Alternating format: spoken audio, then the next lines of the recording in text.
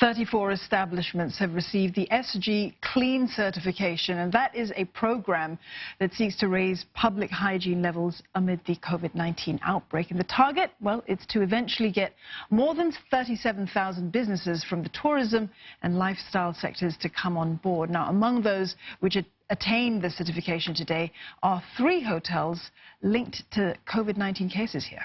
One of them is Grand Hyatt, which is no longer an active cluster. It received a quality mark for its efforts in maintaining hygiene practices. To be certified, firms must appoint a designated SG Clean manager to implement a 7-point checklist. For example, temperature taking and disinfection of common facilities, such as handrails and desk surfaces. They'll also need to ensure record keeping for all activities and monitor the health of their employees.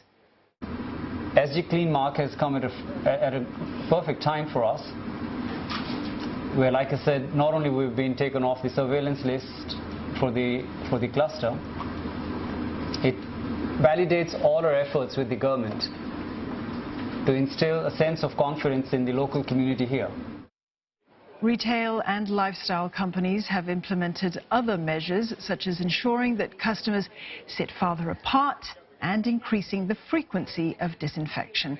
Senior Minister of State for Trade and Industry, Chi Hong-tat, presented the SG Clean certificate to several firms today.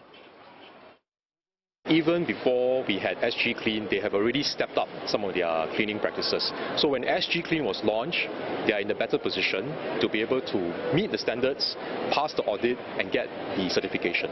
So I'll encourage businesses that have not come on board yet to also do likewise.